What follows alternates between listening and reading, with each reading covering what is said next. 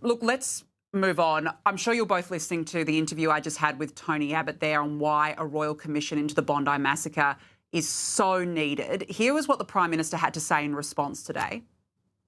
That there was no royal commission called by the Howard government after Port Arthur. There was no royal commission called by the Abbott government after the Lint siege. Arthur gunman was a madman, and as Tony Abbott pointed out in my interview with him, after the Lint Cafe siege, Tony Abbott called out radical Islam, and his leadership was strong on this. So how can the Prime Minister avoid a royal commission into the worst terror attack on home soil?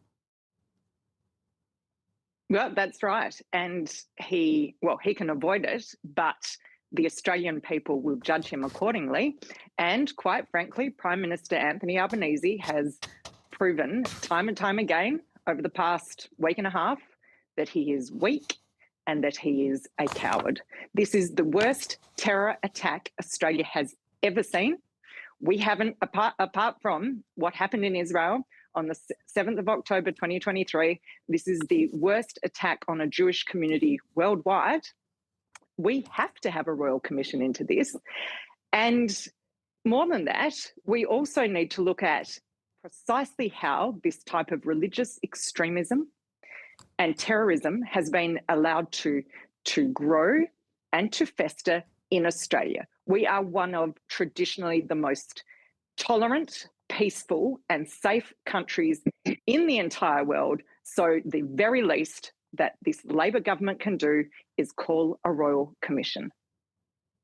And Jason, Liberal Senator Dave Sharma quite rightly pointed out today that Anthony Albanese has supported royal commissions like the UN Oil for Food, child sexual abuse, the banking aged care sectors, disability, robo-debt, veteran suicide, but not the most deadly terror attack on our home soil. What do you make of the hypocrisy? Yeah, it kind of sticks out like a sore thumb, doesn't it? I mean, Tony Abbott showed what leadership actually is when he was Prime Minister, and in that interview we just did with you, Danica, Anthony Albanese is demonstrating how in 2 years Australia has gone from one of the most peaceful, law-abiding countries in the world to hosting the second worst attack on an ethnic minority in the world of this century. So, I mean, no wonder he doesn't want a royal commission. And I think the truth of why he doesn't want a royal commission is because it would have to look at whether there were clear security failures by ASIS and ASIO, or whether that happened at the New South Wales Police Force level. He would have to look at the funding behind these groups that both enable and encourage and foster this hate and division. And he knows that the Sunrise Foundation gets a lot of its money from the same people, and they're the people who fund a lot of the union movement in Australia. And he knows that a lot of the groups that are operating on university campuses across Australia have very close ties to the union movement and to the Labor organisation, and he doesn't want any of that exposed. So he has to take the political hit rather than risking the truth being exposed. Well, that's it. And in the end, this is not about a witch hunt. This is about making Australians feel safe. It's about making Jews feel safe. At the very least, call a royal commission, seriously. I want to get your comments on this. Labor has today announced a tightening of travel regulations, of course, after Minister Annika Wells spent $100,000 on flights to New York on the taxpayer dime, a trip to Paris, Thredbo, sports, grand finals, that's just to name a few. The changes include all families travel and economy, reunion travel restricted to Canberra and electorates, and spouse travel only when they have been invited to an event. Nicolle, will this appease the public, given there was such furious backlash to those revelations?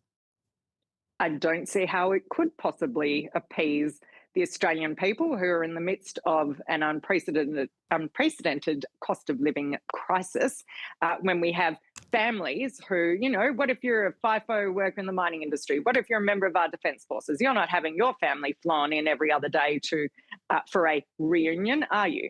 It is just so out of step with the reality of day-to-day life for Australian families that it has to change.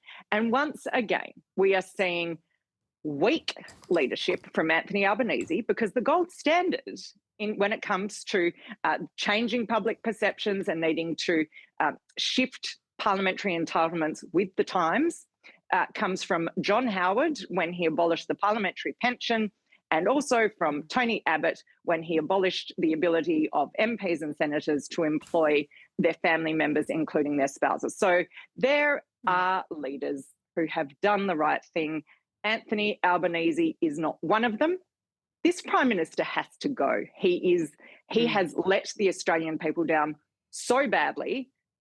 Yeah. As we've just discussed, in the most distressing way over the past week and a half. But this is just another example of his weak leadership. Absolutely, because I mean, it didn't pass the pub test from the very beginning. I don't think this goes far enough. Jason, we're almost out of time, but I mean, do you think that these changes go far enough? Oh, no, we need to get rid of all these sort of special little bonuses on the side. If people want to, fly their family in, they should do it on their own wages. I disagree with Nicolle on one thing. I don't want to get rid of Anthony Albanese. I think our best chance of winning government is against Anthony Albanese. So I hope the Labor Party keeps him there right up until the next election. I think you raise a good point, Jason. I don't know why we didn't think of that from the beginning, but you know what? You're actually spot on. I like that a lot. Nicolle Flint, Jason Falinski, thank you so much for joining me. And you're right, it's been not the best end to the year, but I so appreciate you both coming on and particularly sharing your comments there about Katie Allen. She was a real asset to this country. So thank you so much for joining me.